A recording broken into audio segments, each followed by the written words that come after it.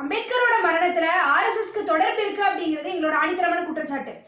அம்பேத்கரோட மரணத்துல ஆர்எஸ்எஸ்க்கு தொடர்பு இருக்கு அப்படிங்கறத வெளிப்படுத்தணும், அதை மக்கள்கிட்ட அம்பலப்படுத்தணும் அப்படிங்கிற நோக்கத்தோட வர 26ஆம் தேதி ஜனவரி 26ஆம் தேதி குடியரசு தினத்தன்னைக்கு நாக்பூர்ல ஆர்எஸ்எஸ் ஓட ஹெட் குவார்டர்ஸ் முன்னாடி போராட்டம் பண்றதுக்கு அறிவிச்சிருக்கோம்.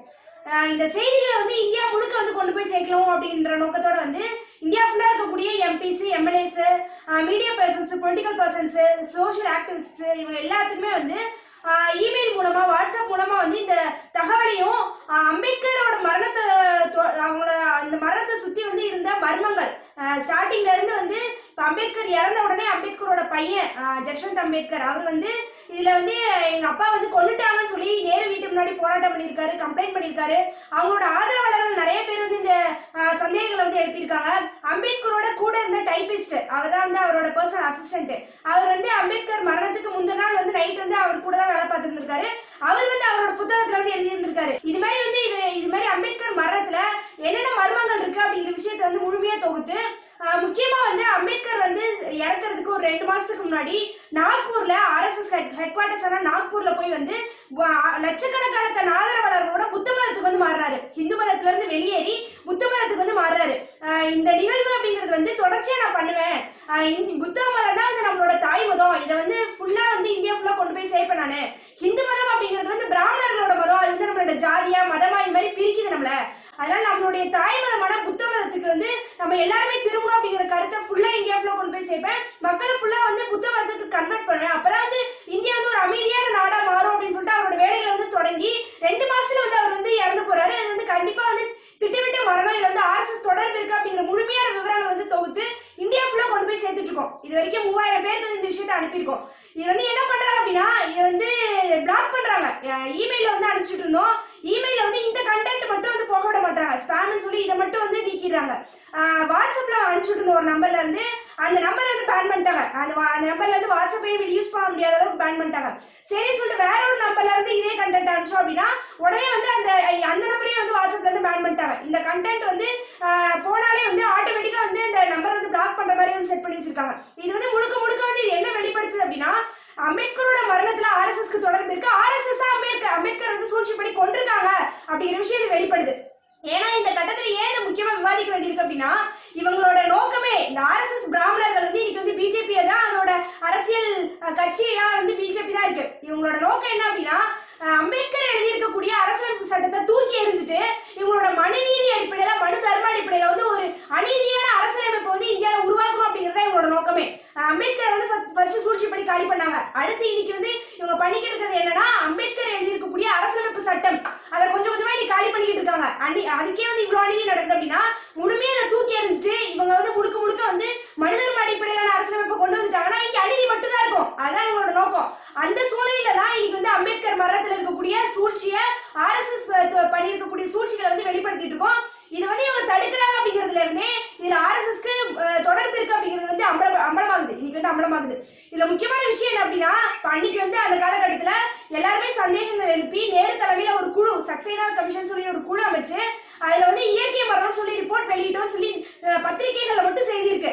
இது அம்பேத்கரோட மரணம் இயற்கை தான் சொல்லி பத்திரிகைகள்ல மட்டும் செய்தி வெளியிட்டிருக்காங்க. ஆனா அந்த ரிப்போர்ட் இன்னைக்கு வரைக்கும் வெளியில வரல. இன்னைக்கு 2 வருஷத்துக்கு முன்னாடி சோஷியல் ஆக்டிவிஸ்ட் ஆர்எச் பன்சால் சொல்லி ஒருத்தர் ஆர்டிஐல கேட்கிறாரு, அம்பேத்கரோட மரணம் இயற்கையா கொலையா, அவர் எங்க இறந்தாரு, அவரோட போஸ்ட்மார்ட்டம் பண்ணீங்களா, போஸ்ட்மார்ட்டம் பண்ணதுக்கான அந்த ரிப்போர்ட் எங்க இருக்கு, இது மாதிரியான தகவல்கள்லாம் கேட்டு சக்சேனா கமிஷனுக்கு சக்சேனா கமிஷனோட ரிப்போர்ட் எங்க இருக்கு அப்படின்னு சொல்லிட்டு எல்லாத்தையும் கேட்கிறாரு. ஆனா இந்திய அரசாங்கம் எங்கள்ட்ட இது தொடர்பா எந்த தகவலும் இல்லைன்னு சொல்லி இன்னைக்கு பதில் கொடுக்குறாங்க. இதுல இருந்து தெரியுது அம்பேத்கரோட மரணம் அப்படிங்கிறது கொலையா அப்படிங்கிறது அப்பட்டமா தெரியுது.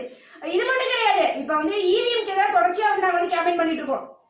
ஆன்லைன்ல ஒரு வெப்சைட் ஆரம்பிச்சு இவிஎம்க்கு எதிரான கையெழுத்து இயக்கம் ஹிந்தியில, தமிழ்ல, இங்கிலீஷ்ல 3 லாங்குவேஜ்லயே ஆரம்பிச்சு ஃபுல்லா கையெழுத்து வாங்கிட்டு இருந்தோம். அந்த லிங்க் எஃபில போட்டா அந்த பதிவு எஃபில போட விட மாட்டாங்க. இவங்க தொடர்ச்சியா அமெரிக்க நிறுவனமான ஃபேஸ்புக், வாட்ஸ்அப்பும் இன்னைக்கு ஃபேஸ்புக் வாங்கிட்டாங்க. அவங்க ஆர்எஸ்எஸ் ஓட கை கோர்த்துக்கிட்டு இங்க இது மாதிரியான சமூக விஷயங்களை போக விடாம தடுக்கிறாங்க. இப்ப ஃபேஸ்புக், வாட்ஸ்அப் மாதிரியான நிறுவனங்களும் இங்க இருக்கக்கூடிய ஆர்எஸ்எஸ்க்கு கட்டுப்பட்டு தான் இந்தியாவில இவங்க செயல்பட முடியுது அப்படிங்கறதே இது வெளிப்படுத்துது. இது வன்மையா கண்டிக்கத்தக்கது. எத்தனை இடையூறுகள் வந்தாலும் வர 26ஆம் தேதி நாக்பூர்ல ஆர்எஸ்எஸ் ஓட தலைமையகத்துல போய் கண்டிப்பா போராட்டம் பண்ணுவோம். அதுக்கான வேலைகள் ஈடுபடும். இப்போ வந்து ஆர்எஸ்எஸ் வந்து இந்தியாவில் வந்து எல்லா அனைத்தையும் கட்டுப்படுத்தக்கூடிய ஒரு சூழ்நிலைக்கு வந்து வந்துட்டாங்க. எல்லா கட்சிகளையும் வந்து இப்போ பல கட்சிகள் வந்து இங்கே இந்தியாவில் வந்து எதிர்கட்சிகள் இருந்தால் கூட முக்கியமான விஷயங்களில் வந்து இவங்களை எதிர்த்து பேசுறதுக்கு வந்து எதிர்கட்சிகள் பயந்துக்கிறாங்க. நம்ம தொடர்ச்சியாக பார்க்குறோம். உதாரணத்துக்கு சொல்ல போனால் இந்த இவிஎம் எலக்ட்ரானிக் ஓட்டிங் மிஷின் வந்து எவ்வளோ பெரிய ஃப்ராடுத்தனம் பண்ணி இன்னைக்கு பிராமணர்கள் ஆர்எஸ்எஸ் பிராமணர்கள் இந்தியாவை ஆதிக்கம் பண்ணிட்டு இருக்காங்கன்னா அதுக்கு முக்கியமான காரணம் இந்த இவிஎம் ஃப்ராடு தான். அந்த இவிஎம் வந்து எதிர்த்து பேசுறதுக்கு இன்னைக்கு ஒரு எதிர்கட்சி தலைவர் கூட இன்னைக்கு வந்து துணிச்சல் கிடையாது, பயப்படுறாங்க.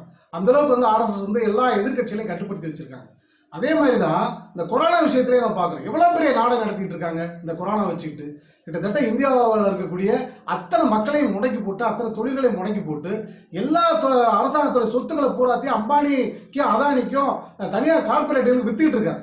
இந்த விவசாய மசோதா வரைக்கும் நம்ம பார்த்துட்டு இருக்கிறோம். இந்த ஒரு வருஷத்துல எவ்வளவு விஷயங்கள் வந்து மக்களுக்கு எதிராக நாட்டுக்கு எதிராக நடந்துட்டு இருக்கு இன்னைக்கு ஆர்எஸ்எஸ் பிஜேபி ஆட்சியிலன்னு பார்த்துட்டு இருக்கோம்.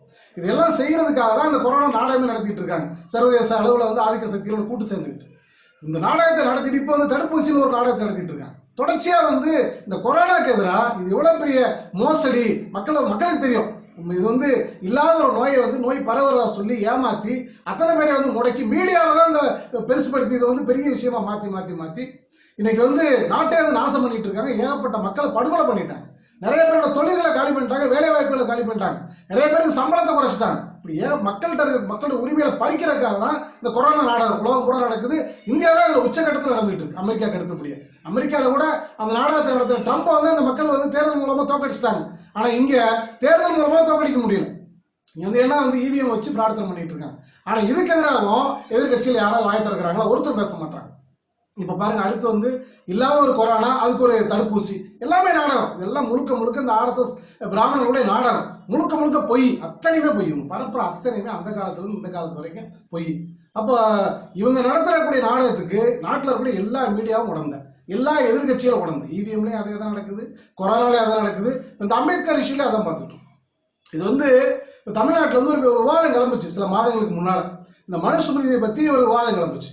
மனு தர்மத்தோட ஆட்சி இருக்கா இல்லையா அப்படின்ற ஒரு பிரச்சனை விவாதம் கிளம்பும் போது அதை தொடர்ந்து வந்து இதை பற்றிலாம் தீவிரமாக ஆய்வு பண்ணுறோம்.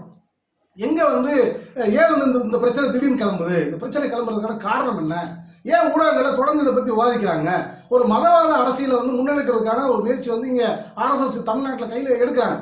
அதனோட அடிப்படையில் இந்த விவாதம் கிளம்புது. இந்த விவாதம் கிளம்பின பிறகு தீவிரமா வந்து ஆய்வு பண்றோம். அம்பேத்கர் ஆய்வு பண்றோம். இந்த மனுநீதியை பத்தி அம்பேத்கர் என்னென்ன ஆய்வுகள் பண்ணியிருக்காரு ஆய்வு பண்ணும்போது கடைசியா இதை தோண்ட வந்து கடைசியா எங்க போய் முடியுதுன்னா புத்த மதத்துக்கு வந்து மாறுறதுதான் வந்து ஒரே தீர்வு அப்படின்ற ஒரு தீர்மானகரமான முடிவுக்கு வந்து அம்பேத்கர் வர்றார். வந்து செயல்படுத்துறாரு. தன்னுடைய ஆதரவாளர்கள் லட்சக்கணக்கான பேரை கூட்டு போய் நாக்பூர்ல வச்சு பண்றாரு. நாக்பூர் வந்து ஆர்எஸ்எஸ் ஓட ஹெட் குவார்டர்ஸ். பயங்கர எரிச்சல் அவங்களுக்கு. இது வந்து இப்படி ஒரு நிகழ்ச்சி நடத்தி இந்தியா பூரா இதே மாதிரி நடத்த ஆரம்பிச்சாங்க அப்படின்னா நம்ம இந்து மதத்தை வச்சு ஏமாத்திட்டு இருக்கிறோம். இதை வச்சு நம்ம இந்திய நாட்டை கட்டுப்படுத்தி வச்சிருக்கிறோம். இப்போ நம்ம கண்ட்ரோல் வந்து நாடு போயிடும், சமூகம் வந்து நம்ம கண்ட்ரோல் இருக்காது, நாம பின்னாடி போயிடுவோம், கீழே போயிடுவோம் அப்படின்ற பயத்தில் என்ன பண்றாங்க, அம்பேத்கரை காலி பண்ணிட்டாங்க. இந்த உண்மைகள் பூரா வந்து வெளியே வருது. பூராத்தையும் தோண்ட இந்த விஷயங்கள் கடைசியில் இங்கே தான் போய் முடியுது. அப்போ இந்த உண்மைகளை வந்து வெளிப்படுத்துறதுக்கான முயற்சி எடுக்கும். அதுக்காக இந்த போராட்டம் வந்து நாக்பூர்ல அறிவிச்சதுக்கான காரணமே வந்து இந்த உண்மைகள் மக்களுக்கு தெரியணும், இது வெளிப்படுத்துறதுக்காக இந்த விஷயங்களை வந்து வெளியில கொண்டு வரும். இந்தியாவில் இருக்கக்கூடிய எல்லா எம்பிஸ்க்கு அனுப்பிச்சாச்சு. இது ஹிந்தியில, இங்கிலீஷ்ல, தமிழ்ல கண்டென்ட் ரெடி பண்ணி முழுமையா என்ன நடந்துச்சு, அம்பேத்கரோட கடைசி நாட்கள் இவங்க சொல்றாங்க. ஜூலை மாதத்துக்கு பிறகு அம்பேத்கர் வந்து உடம்பு சொல்லாம போயிட்டாரு 1956 ஜூலை. ஆனா வந்து அக்டோபர் மாதம் அவர் வந்து மிகப்பெரிய நிகழ்வு வந்து அங்க நாக்பூர்ல நடத்திருக்காரு. லட்சக்கணக்கான பேர் கூட்டு போய் அந்த புத்த மதத்துக்கு மாறக்கூடிய நிகழ்வு நடத்திருக்காரு.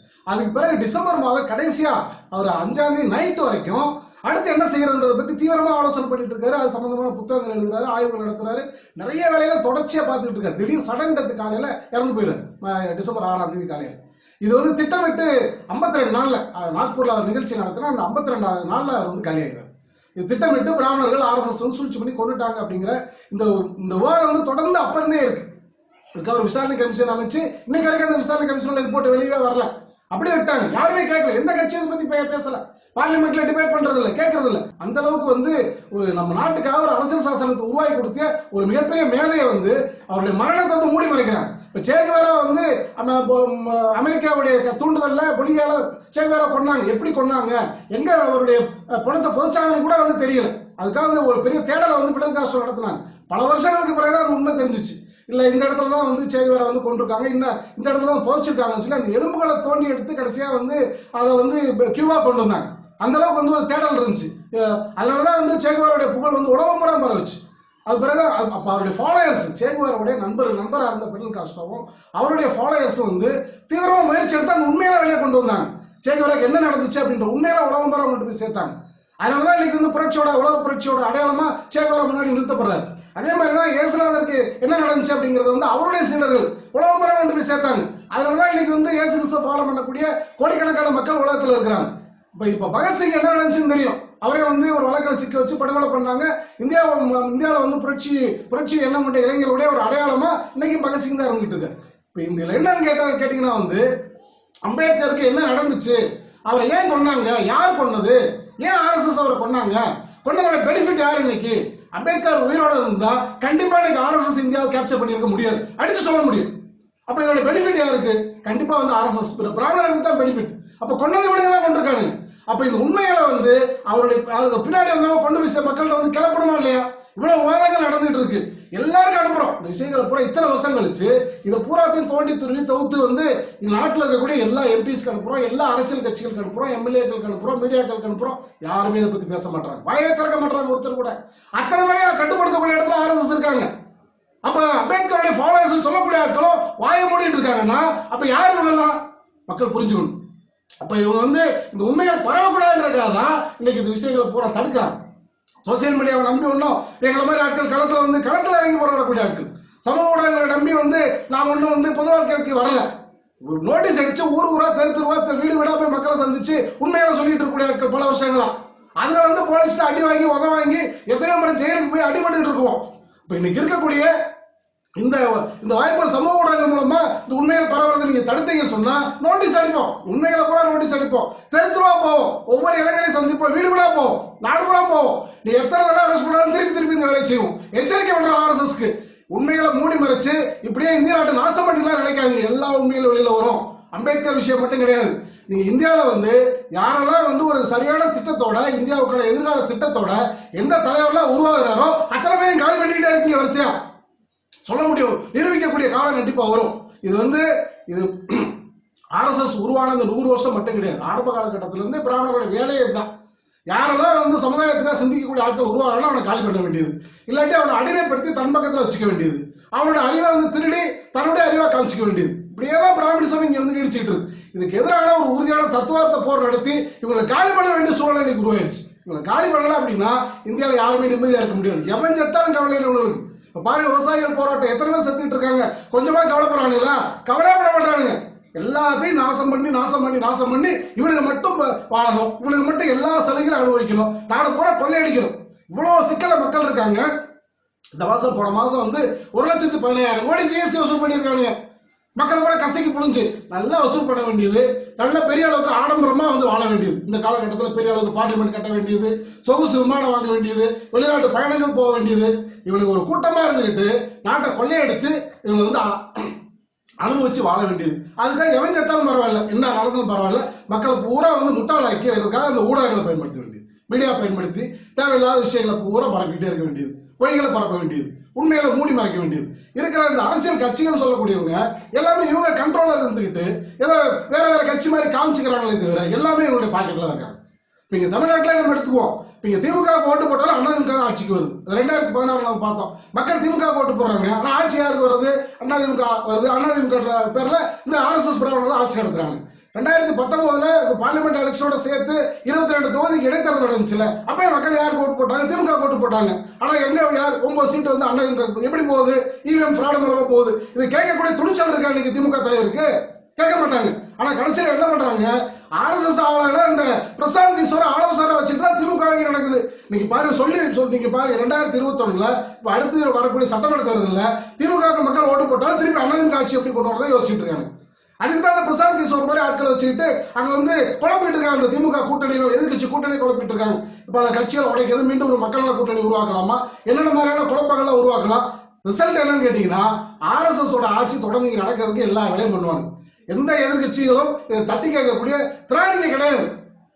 உண்மையில பேசுறதுக்கு பயந்துக்கிறாங்க. உண்மைகள் எல்லாம் வெளியில வரக்கூடிய காலகட்டம். எத்தனை தான் இங்க மூடி மறைச்சாலும் எல்லா உண்மைகளும் வெளியில வரும். ஆர்எஸ்எஸ் வந்து முழுக்க அம்பலப்படும். இந்திய மக்கள் வந்து அடிச்சு துரத்துவாங்க. ஆர்எஸ்எஸ் காரங்க அடிச்சு துரத்தக்கூடிய சூழல் உருவாகும். நிச்சயமா அந்த சூழல் உருவாகும்.